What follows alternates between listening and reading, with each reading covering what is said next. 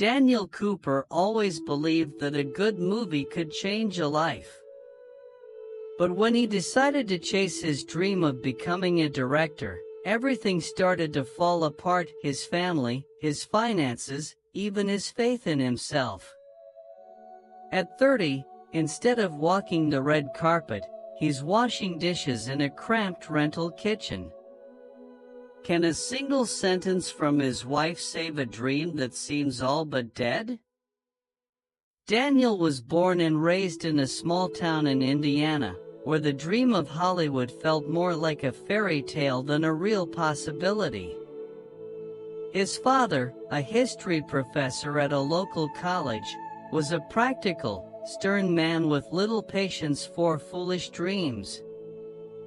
He had always hoped his son would follow in his footsteps, become a teacher, live a stable life, earn a secure pension, and own a house with a neatly trimmed lawn. But Daniel was different.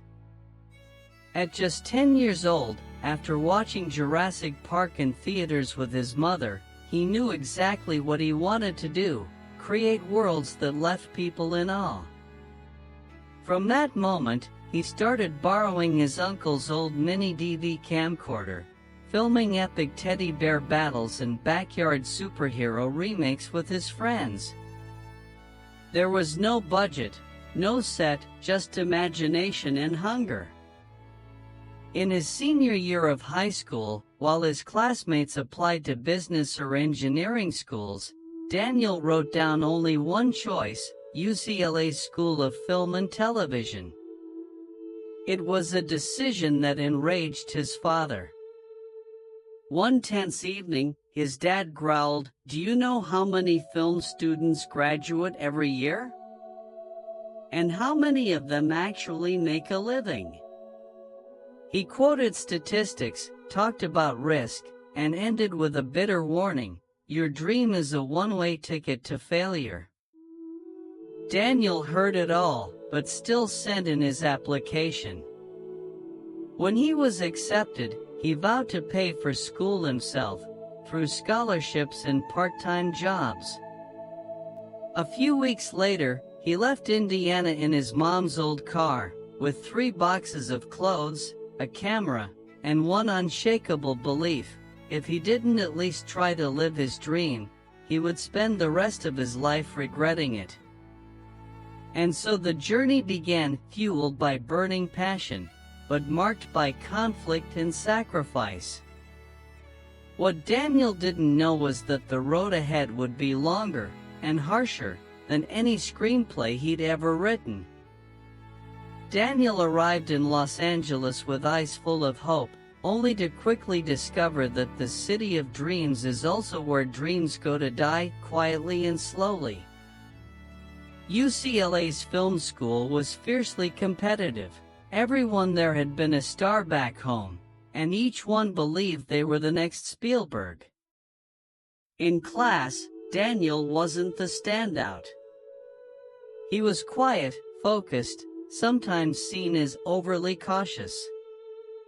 But he was always the last to leave, obsessing over every frame, every line of dialogue. He graduated with solid grades and a few short films that picked up small festival awards. He thought the door to the industry had finally cracked open. But then, no interview calls, no producers reaching out. Weeks passed in silence. He started applying for jobs as a production assistant, post-production editor, even unrelated gigs like wedding videography and sound work for water purifier ads. To pay rent, Daniel took a job at a cafe near Sunset Boulevard. By day, he made lattes for the very producers he quietly idolized. By night, he wrote scripts in a one-bedroom apartment with moldy walls and ambulance sirens screaming outside. Over 3 years, he wrote 7 feature-length screenplays and submitted them to over 40 production companies, big and small. Most never replied.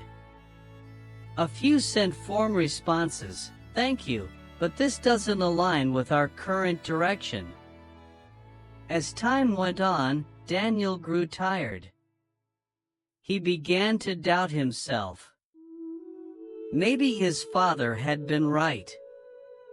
Maybe this had all been a childish dream born from movies he watched as a kid. Worse, he started feeling ashamed for having bet everything on something with no guarantee. While his peers were building stable careers, buying homes, and having kids, he was still trying to sell an idea no one wanted to hear. At an independent film workshop, Daniel happened to reconnect with Lisa, a former classmate, now a nurse at a hospital in LA. They reconnected, and over time, they grew close. Lisa loved Daniel not for the success he hadn't yet achieved, but for the honesty and persistence he showed every single day, even when no one was watching. They got married, and not long after, their first child was born. Daniel became a father while still an artist fighting to stay afloat. Lisa became the primary breadwinner, working night shifts, while Daniel took on most of the domestic load, cooking, cleaning, and caring for their child. By day, he was Mr. Mom.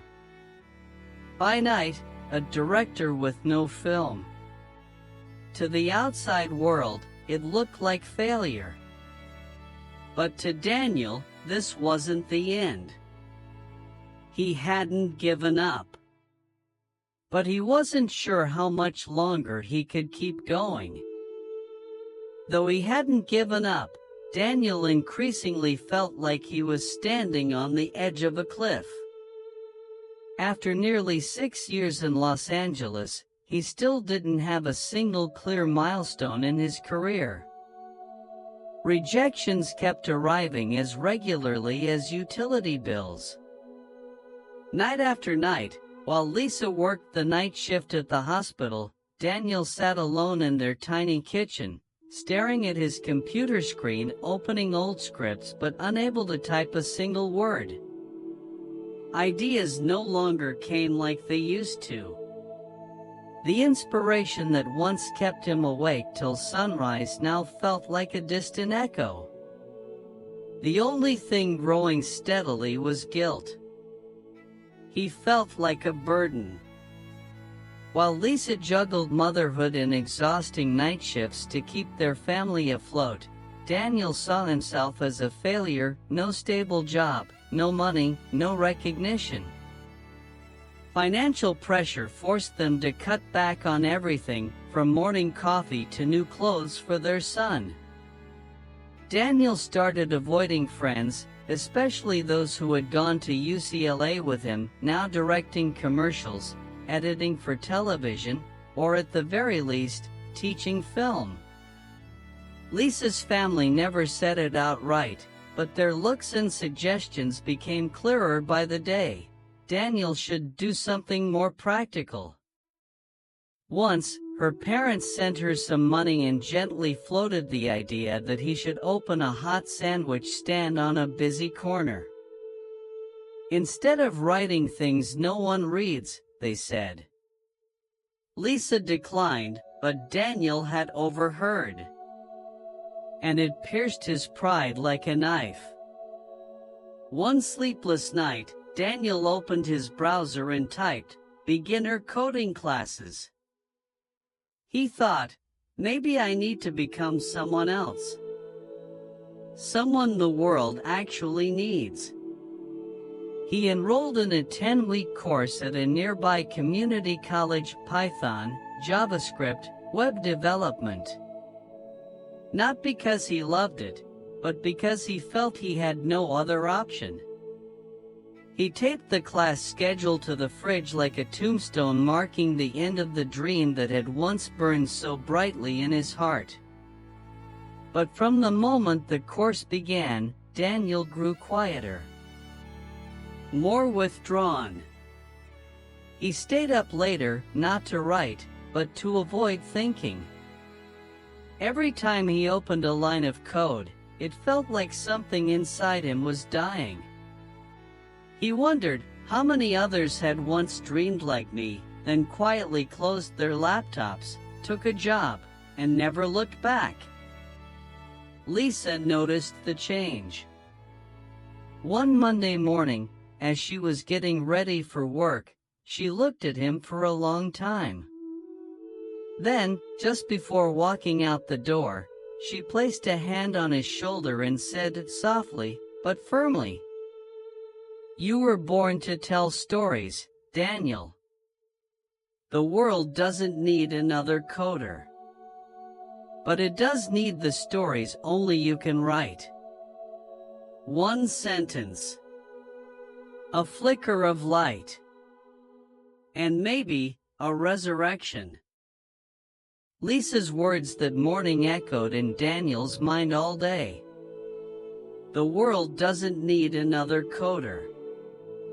But it needs the stories only you can tell. He hadn't said anything at the time, just gave a small nod and saw her off, like any other morning. But when the door clicked shut, something inside him began to stir. Not loudly. Not dramatically. Just a slow, steady pulse, as if a part of him he had long abandoned was beginning to wake up. He stared at the coding schedule taped to the fridge. The bold letters, Intro to Python, Mon and Wed, 6 to 9 p.m., looked cold, lifeless. He stepped forward, tore the paper down, folded it once, then ripped it into tiny pieces. There was no epic soundtrack playing, no golden light shining through the window, just a father in wrinkled pajamas standing in a messy kitchen, hugging himself, trembling not from fear, but from hope flickering back to life. That day, for the first time in months, Daniel sat at his desk and didn't open a coding lesson. Instead, he opened an old script he had once written but never finished, a story about a single father trying to raise his son while making documentaries.